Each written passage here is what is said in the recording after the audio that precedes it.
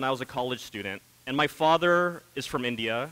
He grew up in a very poor area of India, in Moradabad, in the north part of India.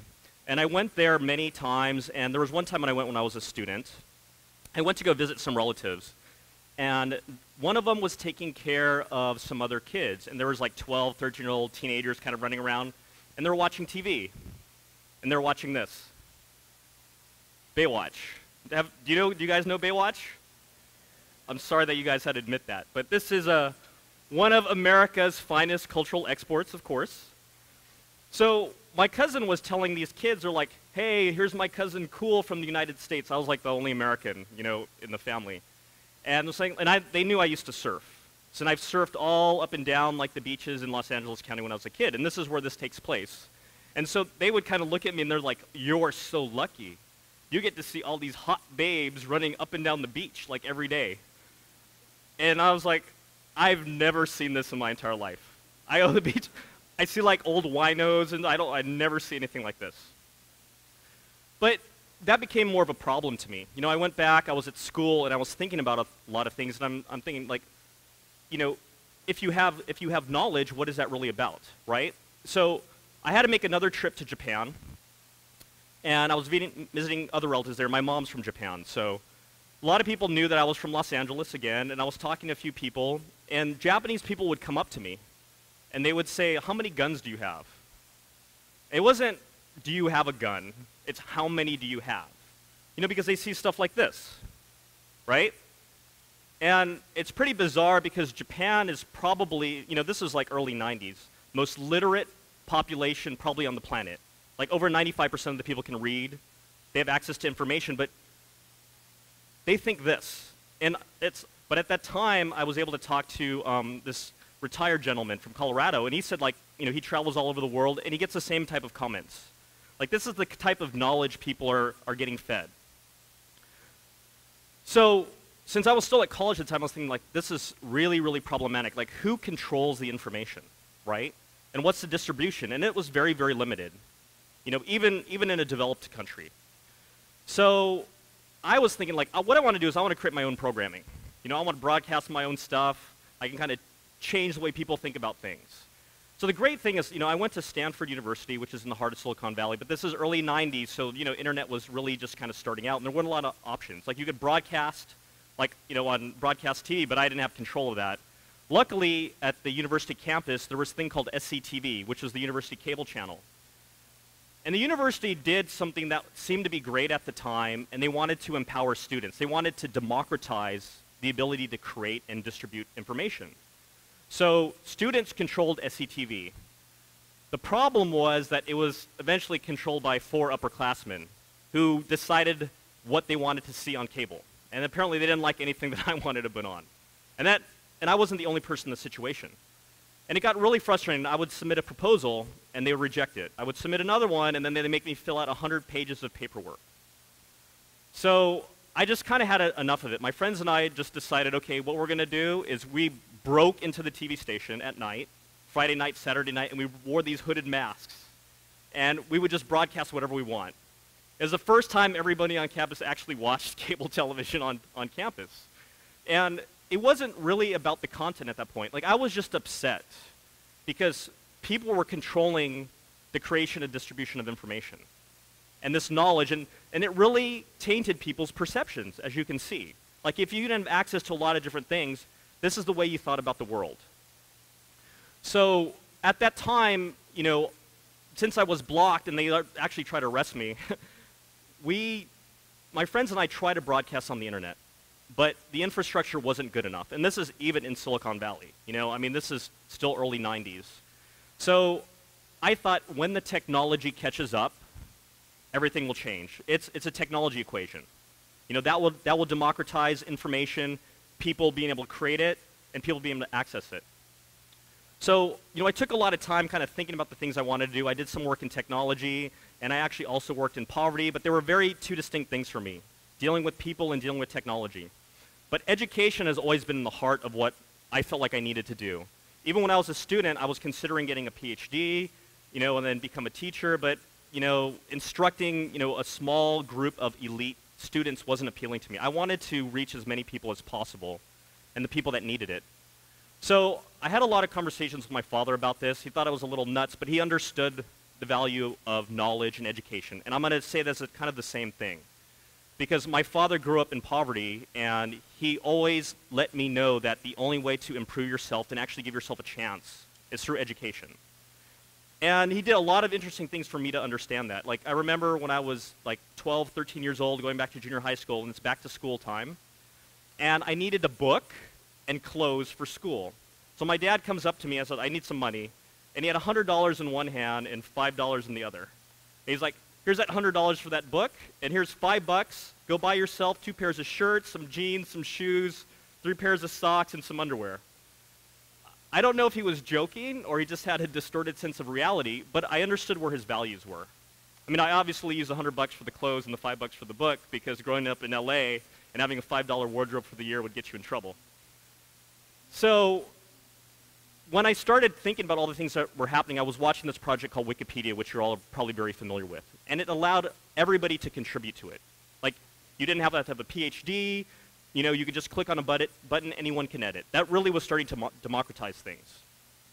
So I was like, I'm going to get involved with this. And I told my father I was going to do this. We had a long discussion. And I wanted to get a lot of insight from him, you know, because of the way he grew up. And 2 weeks after I decided to do this, and I started, you know, working with the folks at Wikipedia, this was about 2007 when I made this decision, my father had a heart attack, and he passed away soon after. So I kind of went through the motions. You know, I was doing the work. There was only, you know, a handful of us working on the foundation, the Wikimedia Foundation, that was running Wikipedia, but it was a huge community of contributors. And, you know, I was thinking about all the things that were changing, but nothing really hit me emotionally, like what the real needs were. So I had to go back to India, because in the Hindu tradition, you know, my father wanted me to bring his ashes back to the Ganges River and the north part, which is Wadhwa, which, you know, our family origins are. And I went there, and I started meeting some relatives and people that knew my father. And they were telling me a lot of stories. Like, I knew it was bad for him, but I didn't realize how bad the situation was. Because I know his mother died when he was 5, and his father left him when he was 12. And he basically grew up in one room with 17 people, like a relative took care of him, but like a distant relative, and he was mixed with a bunch of other people. And some other people I met, like, that came to my dad's funeral were, you know, telling me a lot of things, and they were saying that they thought my dad was crazy. He was like, I'm going to get all this knowledge, and I'm going to go to the US, and I'm going to make something of myself. And you hear a lot of stories like that, but like in India, you know, during that time, people that came to the US or like England or any of those countries, they actually usually came from pretty well-off families, from doctors, lawyers, engineers. My father really had nothing. And, you know, one of the relatives was saying to me, he's like, it's pretty amazing what he did. And, you know, my father became, you know, an electrical engineer. He worked on nuclear power. He designed some of the first windmills in the United States. But he said, like, not everybody can do that. Not everyone can just leave and go do that. So I told him what I started doing, you know, working with Wikipedia, and they were just saying, like, this is great, but how's this going to help us? And that was kind of a shock to me in a lot of ways, because we didn't solve a lot of the problems. And this is kind of why when you look at it. So the mission statement for the Wikimedia Foundation is imagine a world in which every single human being can freely share in the sum of all knowledge. That's our commitment. So the problem is that you had to have really good internet access. You had to have a device that could support that access, and you actually had to understand the languages that were supported on it. I mean, there's more and more of it, but like, you know, really it was just the top 10 languages. So what does that actually equal? That means 4.4 billion people are not participating in the sum of all human knowledge. 4.4 billion. Just to tell you how significant that is, the entire world population is 7.2 billion. That's more than half the people. So this is kind of a fallacy. Like, if you think about it, well, let's all participate in the sum of all human knowledge. That's like saying, like, equality for all unless you're a woman or you're black or you're poor. I mean, it doesn't sound like what it should be. So when I talked to some of my relatives in India, when they were telling me all of the problems that they were having, I was thinking that, okay, it's now a distribution problem again. And I'm going to do everything I can to eliminate that. So my colleagues and I, we came up with this idea called Wikipedia Zero. And in my mind, I was thinking about eliminate every barrier you possibly can, like everything. And I was thinking cover everybody, the entire world. I don't care if you're from Colombia or Bangladesh or Zimbabwe.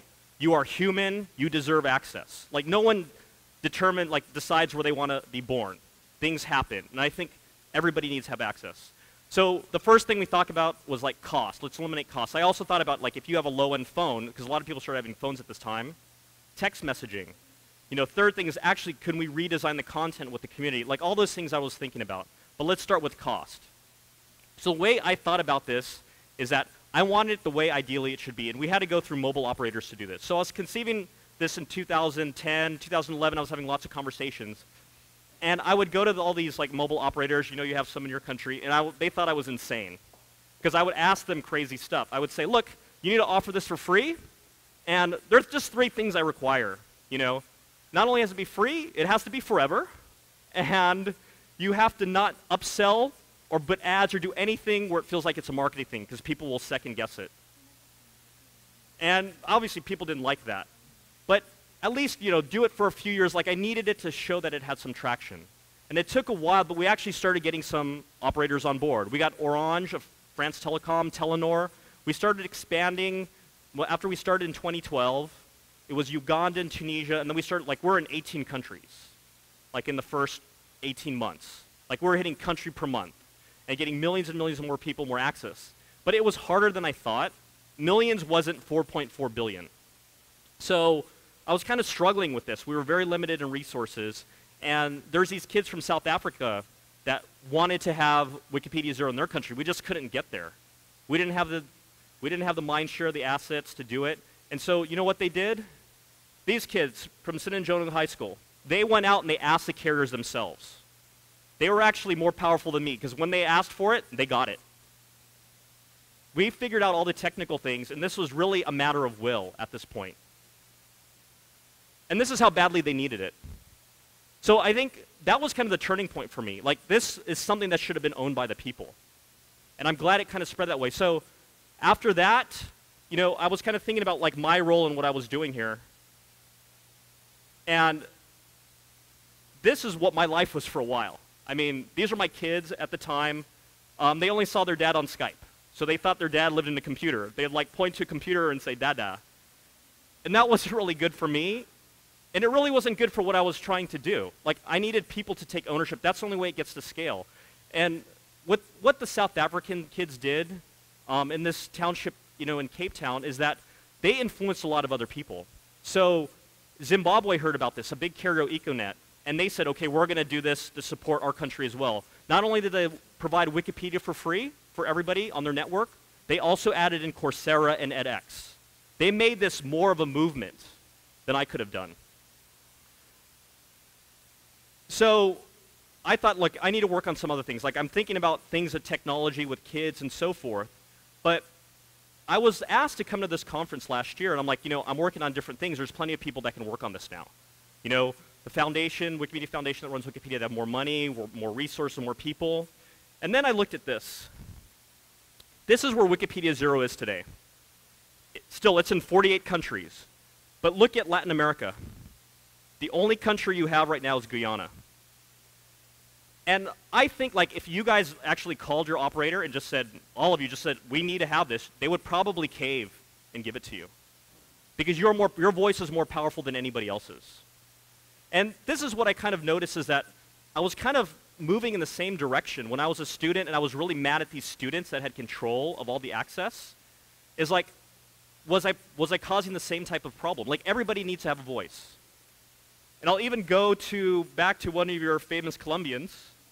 Even Shakira says education is the only way forward in Latin America and developing countries in general. And people say, okay, why should Shakira's opinion mean anything? I think everybody's opinion means something. I think it's that important. And I'll tell you what's really interesting is that I'm invited to all these meetings. You know, they're in DC, they're in Barcelona. What's interesting now is even Facebook is running a program. So if we're not successful, they're adding Wikipedia on internet.org.